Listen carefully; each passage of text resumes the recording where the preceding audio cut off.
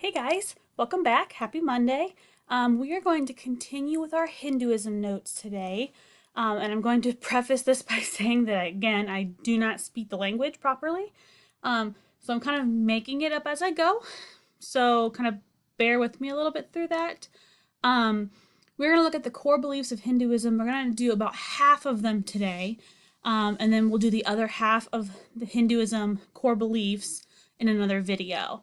So we're chunking it up into two sections here. So let's continue with Hinduism.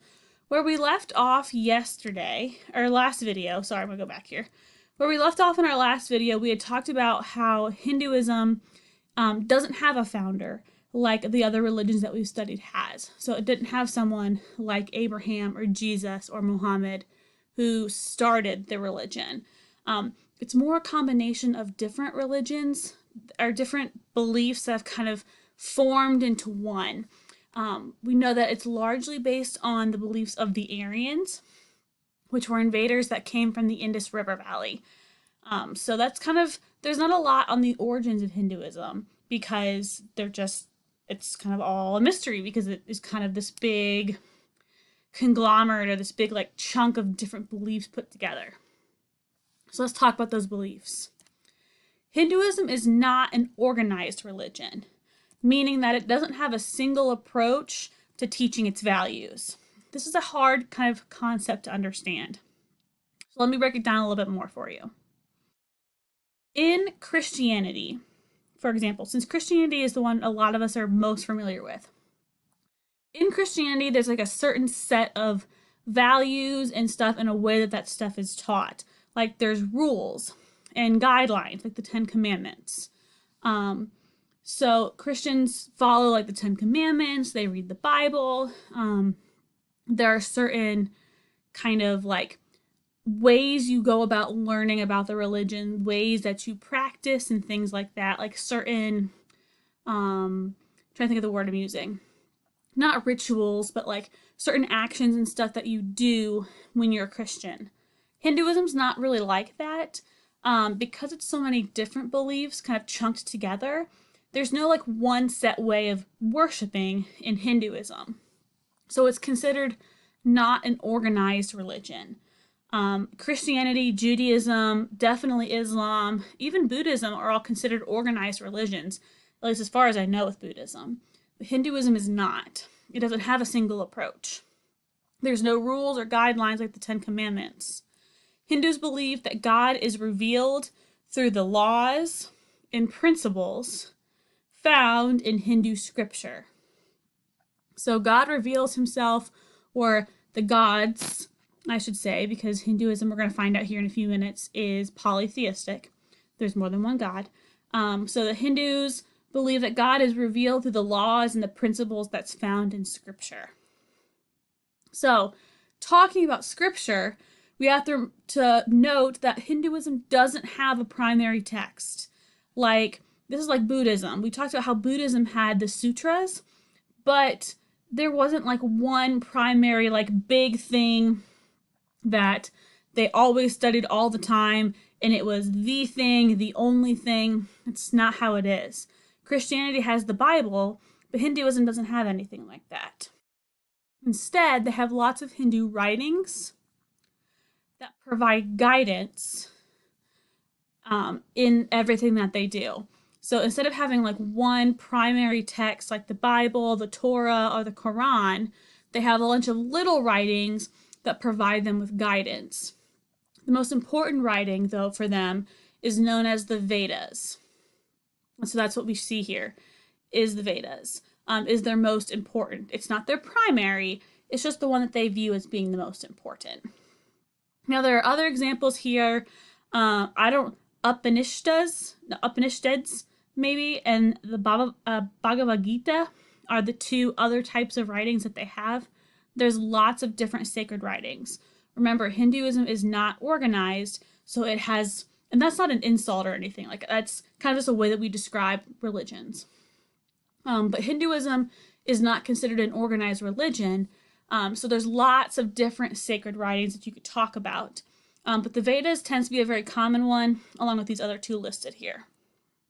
Now, these writings contains spiritual knowledge that deals with all aspects of a Hindu's life. So it contains knowledge.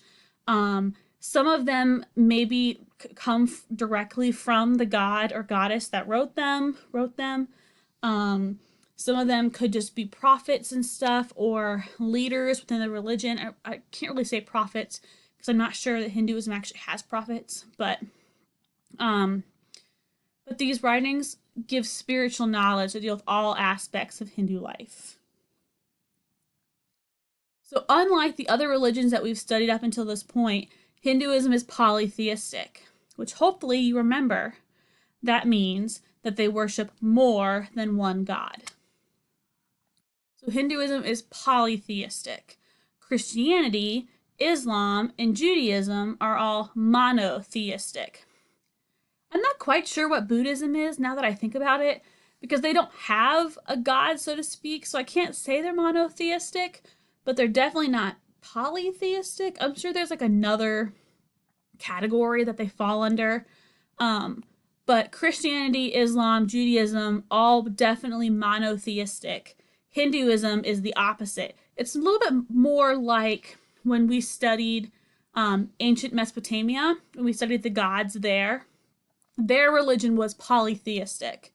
And even some of the ancient Chinese religions that weren't Buddhism, Confucianism, or Taoism, some of those other like ancient religions were polytheistic too.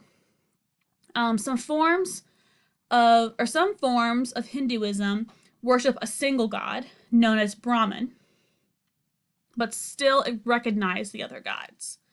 So that means they worship just one god, but they recognize those other gods as being part of it. So that's why they are still considered to be polytheistic.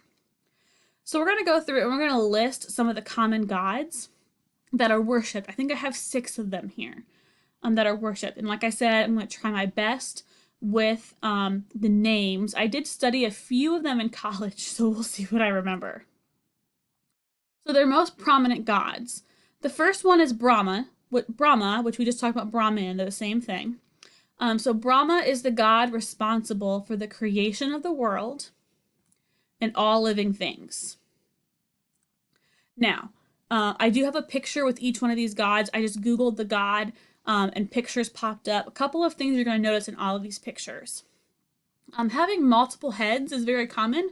I'm not 100% sure why. Same thing with the multiple arms. That is very common. I think every single one of these pictures, with the exception of maybe one, Krishna may only have one set of arms. But most of them have multiple sets of arms. I'm not 100% sure why that is. I'd have to Google it and find out. And if you want to know, you could probably Google it and find out, or you could shoot me a comment and I'll remind me to look it up and I will. But if I were to guess, it's probably because of the gods being responsible for different things. So they have like an arm for each thing they're responsible for. I'm not 100% sure. But Brahma is a very, very common one. Some forms of Hinduism only worship Brahma. We have Vishnu. Another common thing you'll see here is the skin color of blue. Vishnu is blue and Krishna is blue as well. So Vishnu is the god that preserves and protects the universe.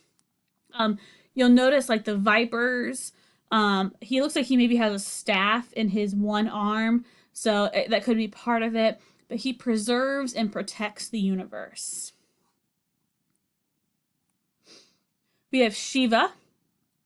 Shiva is the god that destroys the universe in order to recreate it. So kind of the opposite of Vishnu, which we just learned about here. Shiva destroys the universe in order to create it. Now, I don't know. I'm assuming that he's not very successful because the universe hasn't been destroyed in order to recreate it. I don't know the stories that go along with these Hindu gods. It's just not something that I have studied very closely. But Shiva would be the one that would destroy the universe in order to recreate it. We have Devi. Devi is a goddess who fights to restore dharma, which we're going to talk about dharma in our next video. So I think it's the next video. So we have Devi, who fights to restore dharma. She's got multiple arms. She rides a lion. She's kind of cool. We have Krishna. Yeah, Krishna only has one set of arms. Krishna is the god of compassion, tenderness, and love. So kind of like a love goddess, like you'd maybe say like Aphrodite, but very different. Krishna has a very long story. He was a hero who became a god, or I think maybe he was a demigod. I'm not 100% sure on that one either. We have Lakshmi. Lakshmi is the goddess of wealth and purity. So we have Lakshmi here. And we have the elephants in the background. Again, we were with the multiple arms. You'll notice the lotus pops up quite a bit, like a lotus flower, which is what those pink flowers are that she has. Saraswati is the goddess of learning. It's the last one here. So she's got what I assume would be like a lyre, I'm assuming it's a lyre. I think that's what that is. That instrument she has. She's got books down there. She's got a quill. She's got, it looks like maybe a harmonica in her one hand. So she's got lots going on there too. So we're going to study 2 key beliefs of Hinduism here. We're going to start with the Atman. Atman is belief in soul. It's a belief that all living things have a soul and are part of the supreme soul. So Atman is the belief in soul, that everything has a soul and is part of the supreme soul.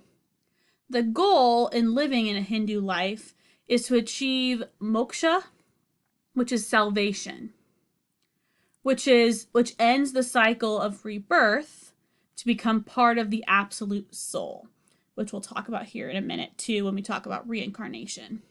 So the goal is, your end goal here, if you are Hindu, is to eventually end this cycle of rebirth and become part of the absolute soul. So talking about rebirth here, then we have to talk about reincarnation, which is being reborn again. And we talked about reincarnation, we talked about Buddhism.